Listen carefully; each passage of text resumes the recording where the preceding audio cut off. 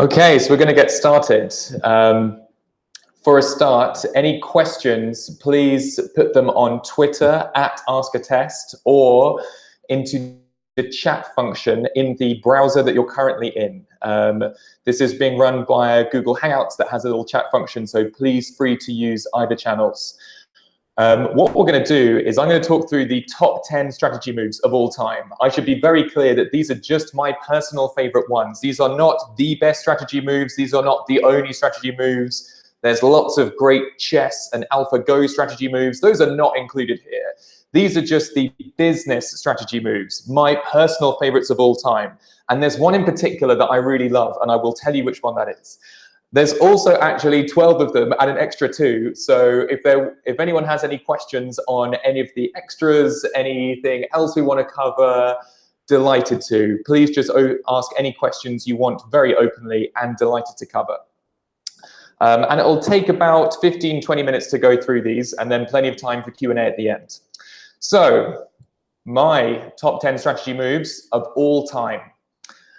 And we're Attest, and doing this really aligns with our mission. We like companies to be able to put consumers and data at the heart of every decision. It's why we exist. And we're hosting this webinar today to help you gain some new intelligence at large scale to understand these great strategy moves and how you could apply them in your business. The hope is that all 10, brackets 12, will be interesting. 5 of them might give you a great idea. 2 of them are really, really powerful for you, and 1 of them changes the way you do business forever. And if we can hit that, that would be a great, great, great success.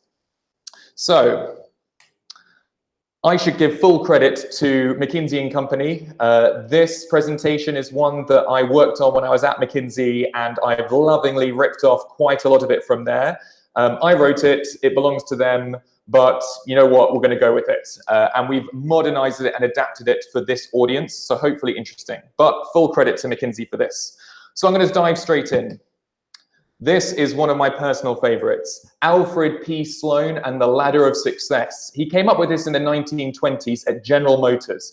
Everyone's heard this phrase, something is the Cadillac of something. I read an article last night around how a new first aid kit is the Cadillac of first aid kits. It costs over $3,000. It includes AI and machine learning. It's the Cadillac of first aid kits. But what does that even mean, and where did that come from? So General Motors in the early days had this random collection of brands on the left-hand side. They had Cadillac, Oldsmobile, GMC, Chevrolet, Pontiac, all just overlapping. And it was impossible to distinguish for consumers which ones were which or what it meant. Now, when you ask most Americans, they know if you've got a Cadillac on your driveway, you're king of the neighborhood. If you've got an Oldsmobile, you've got a pretty good car and you made a trade-off. If you've got a Chevrolet, I'm sorry, Chevrolet and Man United fans, that's the worst one. It's clearly the cheapest, it's clearly the worst. But Alfred P. Sloan was the first one to really create this ladder of success, having distinction between brands. And this helped General Motors to reduce confusion and cannibalization between the brands. They forced consumers to make this price-quality trade-off. I love this example because General Motors and Alfred Sloan effectively reset what the market looks like. They reset what the top of the market looks like. And a great recent example of this is Fever-Tree, the tonic water company. They knew that Schweppes owned this entire market, and they just set an entirely new top, twice the price, different quality, different positioning, different look. And they just took the top of the market and said, you know what, we're going to redefine the axis and put something new at the top. Where can you define the top and bottom of your market to unlock new growth? Alfred P. Sloan, an inspiration to us all. The second one, Nintendo Game Boy. In 1989, Nintendo came up with this first model of the Game Boy here in the bottom left. It was absolutely terrible. It was this big clunky gray thing. It had a pixelated black and white screen. It was almost gray and black. It was terrible. But people loved it. They loved it because it was simple. It played simple games. There were loads of games. It was easy, cheap, light, durable, fresh. And while others like Sega and other competitors were making more and more ridiculous consoles that were larger, had color screens, worse battery life, Nintendo kept it simple. And that's what led them to have these multiple generational effects of having Game Boy, despite being on paper a worse product, way ahead of all the others in terms of market share. That's this dotted line here. So many different generations of Game Boys, but what they held true to was Nintendo kept it simple, because the customer needs don't really change. It needs to be clunky, simple, effective. They removed the external dependencies. Nintendo knows that the arrival of fresh and new games is going to be what keeps the platform interesting for consumers. So they kept on helping developers make simple games at a fast pace that were easy to create and easy to upload. And Nintendo kept true to this philosophy for more than 2 decades. It was amazing. So this lesson for us is, which parts of your very first, your worst version of the product should you maintain for future generations? We talk in the startup world about MVPs. Which parts of your minimal viable product should you retain? And because that's often the truth of where success started, can maintain in future. The third one, Benihana, the 7 winning recipes. This is my personal favorite. I absolutely love this, because this is an example of a chain of Japanese style restaurants in America in the 70s using the best strategy method to come up with something completely new. What it looks like is this little flower here. I'm not going to go into the details, but I'll tell you about Benihana and why it's such an amazing case. So Benihana is this huge Japanese themed restaurant. They have these teppanyaki grills that you can see in the middle here. Customers sit around in groups of 12. They get steaks and meats and prawns cooked on this grill. The chef flips them in the air. It's amazing. But Benihana effectively took Toyota production system principles, manufacturing of cars, and brought those to the restaurant industry. I'm going to talk about 2 of them. One is, when you arrive at Benihana, you arrive into the cocktail lounge. It's a beautiful space. It looks really cool. Here's an example in the top left of what they look like. But you arrive there and you're forced to wait for 2 reasons. One, it acts like a buffer.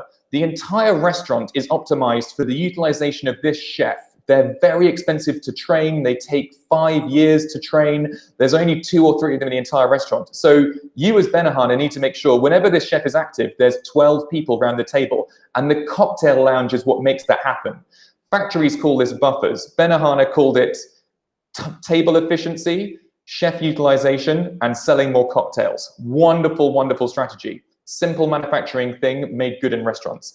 The second one, and I love this one, every customer, when they sat down, started with a prawn. The chef would cook 13 prawns for 12 customers. Why? Because the extra prawn always went to the customer that finished their prawn first. Right from the get-go, the chef is setting the expectation that if you are quick to eat, that's a good thing and you will be rewarded. They reduce the cycle time, how fast people can eat their food, by showing them that eating food quickly is good. And then they rinse down the tables at the end with ammonia. So you literally don't even want to stay in your seat, and the Benihana restaurant can turn the table. They have all sorts of other tricks. They prepare all of the food in these little sliced up trays, so the chef doesn't have to do any chopping. He just does cooking entertaining. It allows them to have a kitchen which is only 20% of the floor space of the restaurant. Most restaurants are 35, 40% of the restaurant is kitchen. In Benihana, it's tiny. Which principles can you take, in this case from Toyota, into your business? And what could that look like in terms of a radical change to your strategy? I absolutely love this example. Philips. 1986, not many people will remember, but Philips used to be this very boring electronics company. They're a bit like Breville. They made pie making machines. They made all the same electric whisks and heaters and coolers that all the other electronics giants made. But this wasn't good enough. They could see that the industry was going to change. They could see that Philips, being a European company, had no cost advantage over emerging market competitors. They could see that the market was becoming saturated and they were getting squeezed out. So they reinvented their whole business to be what we know today: sense and simplicity. They make MRI machines, tens of thousands of pounds, not pie machines, high quality medical devices. Because it's not the strongest that survive, but the most responsive to change. And Philips are amazing because they saw the writing on the wall for their existing business, and they really committed to change. They really invested in becoming a healthcare business, redefined their whole brand. And to most people today, Philips is unrecognizable as an electronics company. They're almost a healthcare company alone. So when you can see the writing on the wall, make sure that you can see it and make sure that you translate those into real resource allocation commitments, because that could be your future. LVMH, 1987. LVMH stands for Louis Vuitton Moet Hennessy.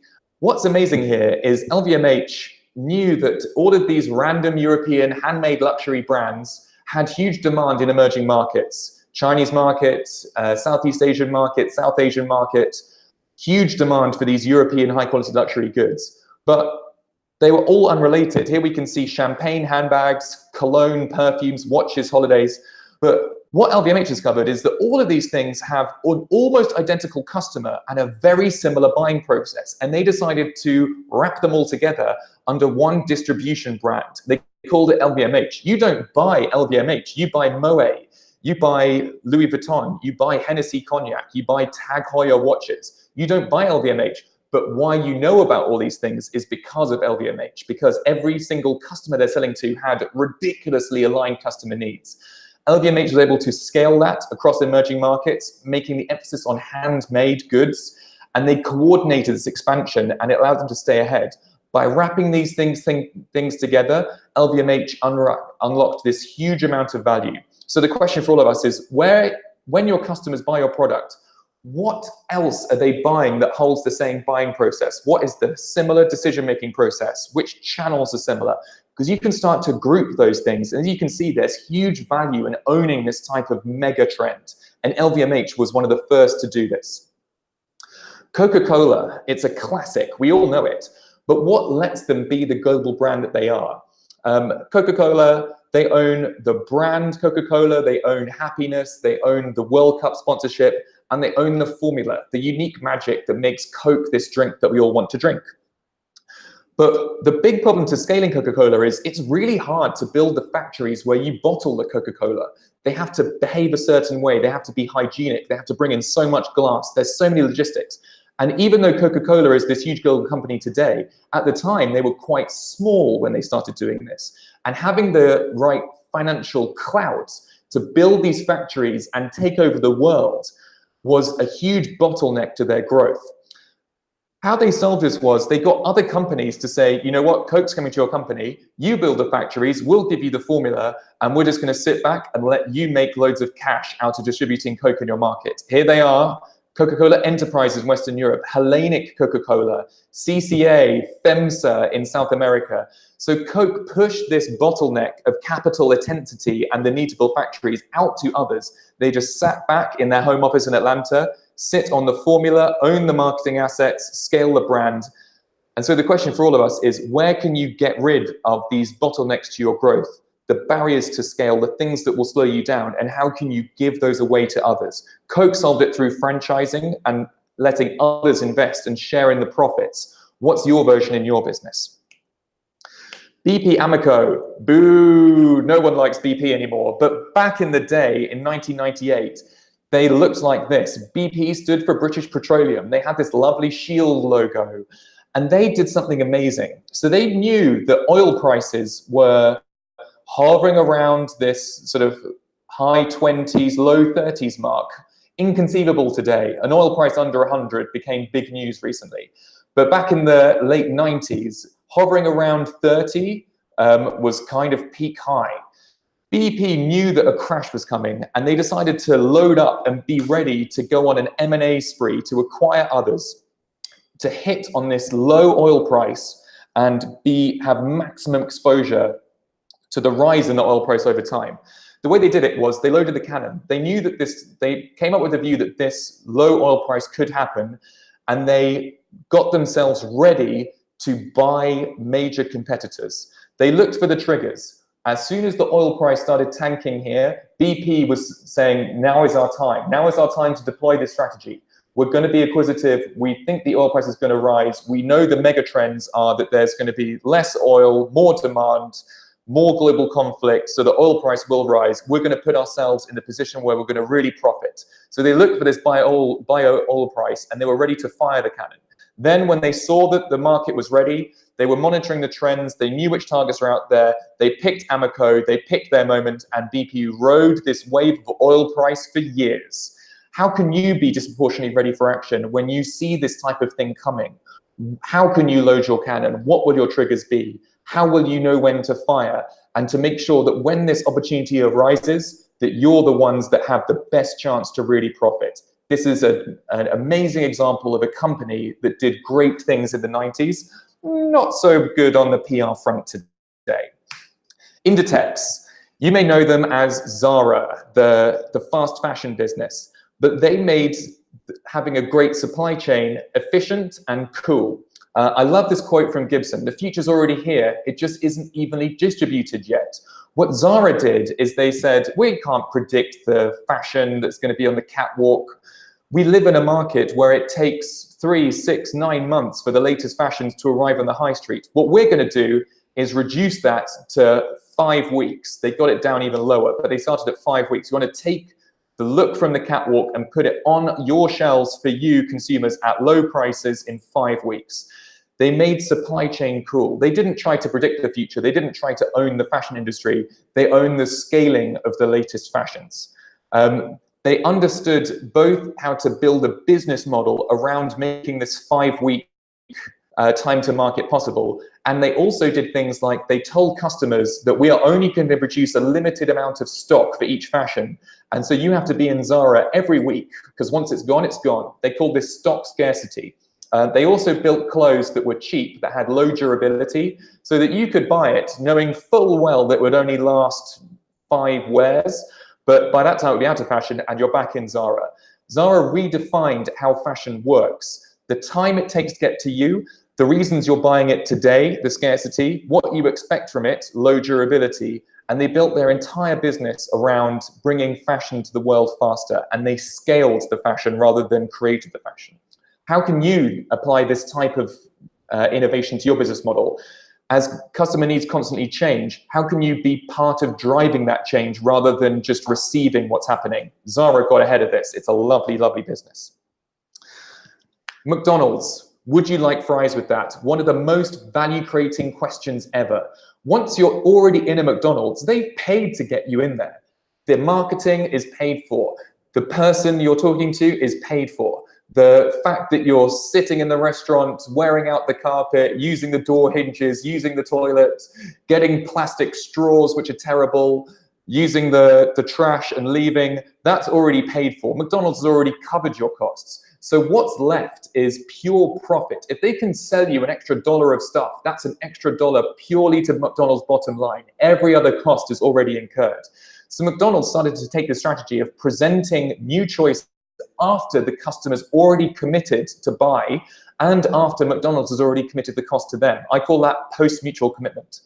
McDonald's identified where consumers believed the greatest value was. You get a much bigger drink for an extra $1. There's the value of this drink is worth 2 cents. The value to the consumer is clearly worth more than $1 because they're willing to pay for it. So the margin for McDonald's is just pure crazy. And McDonald's helped the customers select the value by saying, would you like fries with that? And supersize me. They made it such a simple choice. And the crucial question for all of us is, where do customer perceptions of value exceed your marginal cost? Where in your business model have you already made a commitment to your customers where you can get more in return that the customers will also think is a good deal? McDonald's did this so well. Southwest Airlines, low-cost carriers. We all know these now. EasyJet, Ryanair, all of the major airlines have attempted this now, but Southwest Airlines were the first. They saw all of these terrible airlines, only one of which really exists anymore, Continental, which is now part of a group, and you can know what happened to the others. And they said, these guys, they're over-serving consumers. They don't need assigned seating. They don't need meals when you're on a 45-minute flight.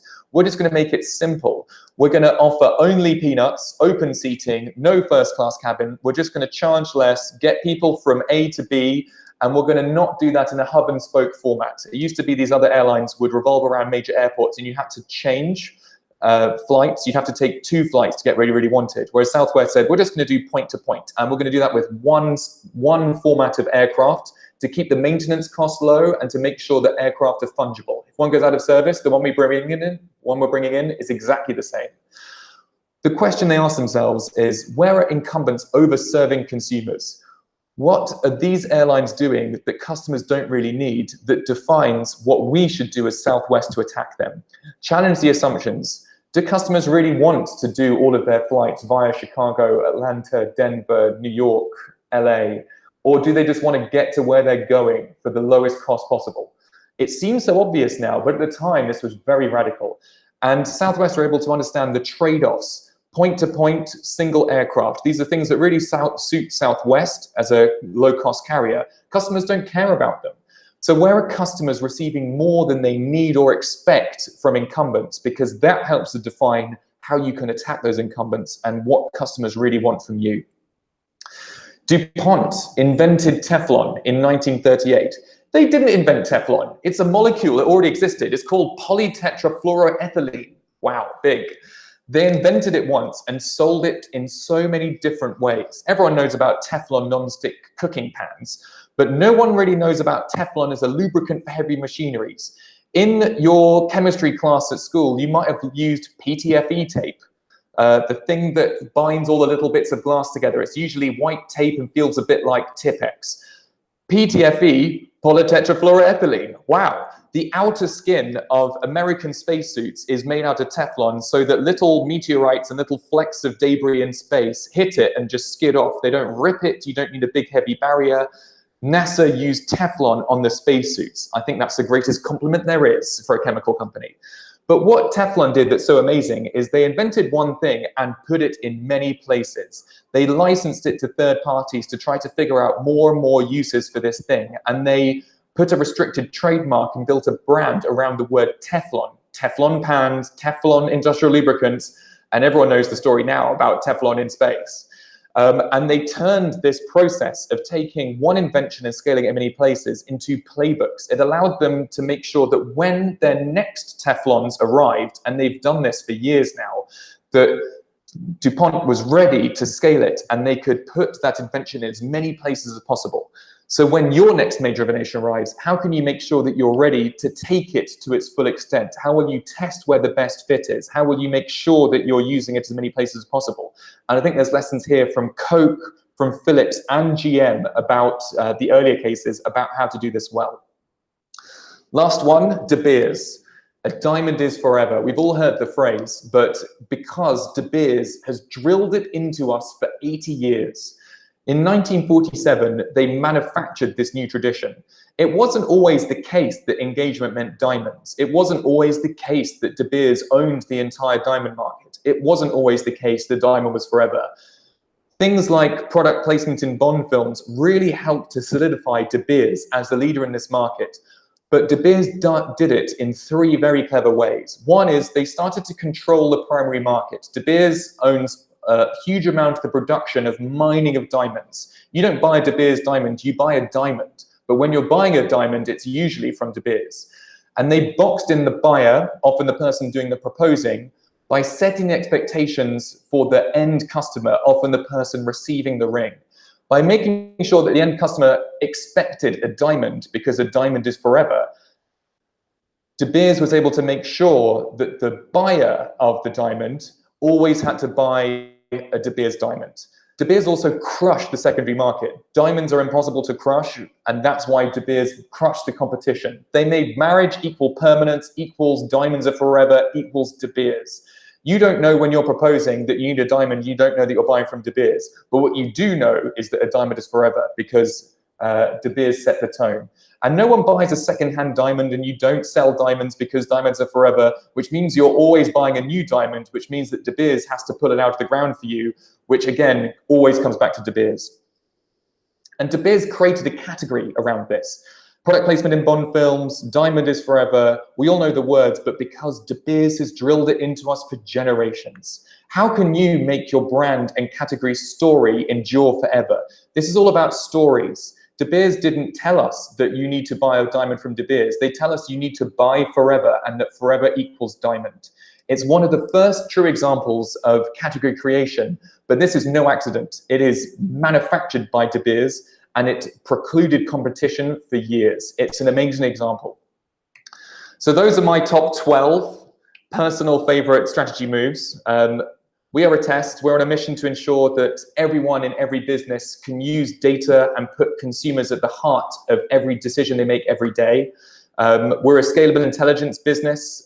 We allow you to connect with 100 million consumers across 80 different countries and growing, so you can perform better in your everyday work, in innovation, marketing, growth, and beyond every day. Clients that use us include Unilever, Fevertree, EE Mobile Company, Publicis, the agency, Twitter, and a bunch of others. And there's a couple more examples. I would love to talk about any of the cases in more detail.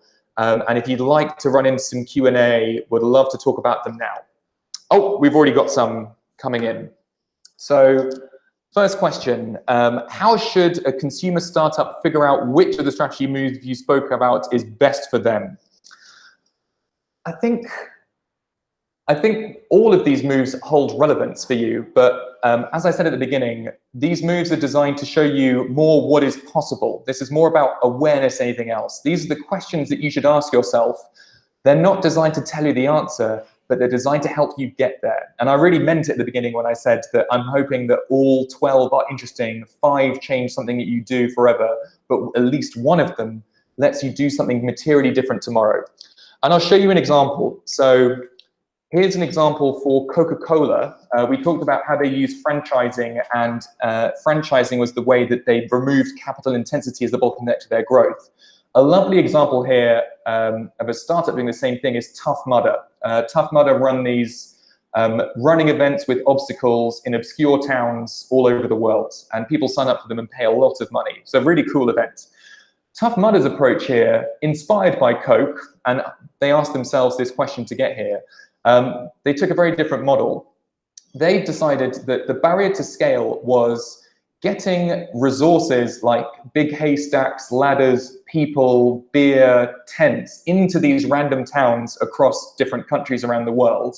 And that setting up and staffing the events was what was stopping it from being as big as it could be.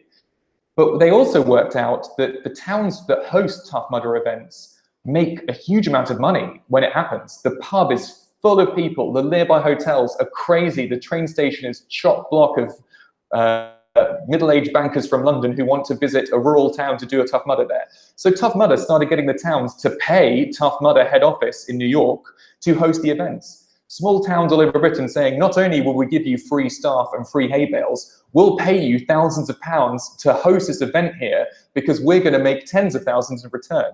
So Tough Mudder basically said, free for all, you can host a Tough Mudder anywhere. The only thing is you have to pay us £5,000 to do it, provide all the staff and a bunch of beers.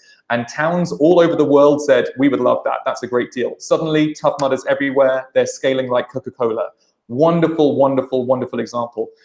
So the answer to the question, which of these questions are right for you, is only you know the answer. Ask yourself all the questions, because in them, inside one or more of them is the greatest truth that could allow you to grow like Coca-Cola did. Second question. What did you learn from your time at McKinsey about what big enterprises did very well and not so well? Oh, wow, that's a big one. So at McKinsey, we had something called the 10 timeless tests of strategy. And a lot of those I've translated into these more practical examples here. The 10 timeless tests are a bit theoretical, whereas real examples are good here. But in general, the best strategies are ones like Philips, that they are constantly looking for the next big thing. And when they see the next big thing coming, they have a process in place that allows them to reallocate resources, attention, and really move with conviction towards a material change. When you see an opportunity, don't go all in on it, but go partially in and make sure that your organization is ready to go even further in with every passing quarter, every passing year. That's what keeps Philips ahead and such an enduring brand. Philips could have died like so many others, but what keeps them ahead is their ability to change. Not only the strongest that survive. And I say it because not everyone can come up with something like Southwest Airlines, or not everyone has a huge M&A move that's possible for them like BP Amoco. But what can allow you to get ahead and stay ahead is making moves like Philips, where by building your organization to be constantly flexible, to learn what's going on in the outside world, to bring that into your business, and then make sure that when chances to change come, that you can really roll with the times. That's what Philips do well, and I think that's the common theme. What doesn't work well is when you have huge overcommitment to certain ways of working or certain assumptions in your business model or industry. So there's an example in the back about IBM, and you can see very clearly IBM used to be a hardware business, International Business Machines. They turned themselves now into a service business. Services far more scalable, require far more expertise, much harder to produce in low-cost locations. You need real people who you trust and understand, who are like you. Services is a much better business now for IBM. But you can see that IBM could have said, you know what, we're going to try services, but nah, not really the future. And IBM would be out there with other hardware producers struggling with tiny margins in the modern era, making absolutely no money because all of the money is in services. IBM made it through this change of phase by continuously exploring related products and services. But you could see here that IBM could have got it very wrong.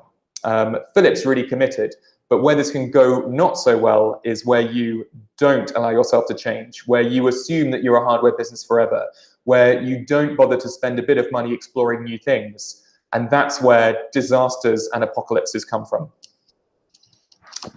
We got some more questions coming in. Is consumer research something that any business should do, or only the larger ones? That is a great question. So until recently, it's been quite hard for smaller business to do consumer research. But as you can see in these examples, the value could be quite big. By having a way to test many ideas, by continuously exploring for new ideas and services, by understanding what consumers really want from your product, like De Beers, by trying to know what the different deployments of Teflon could be, all the way through to how will customers respond to things like upsells at point of sales like McDonald's do.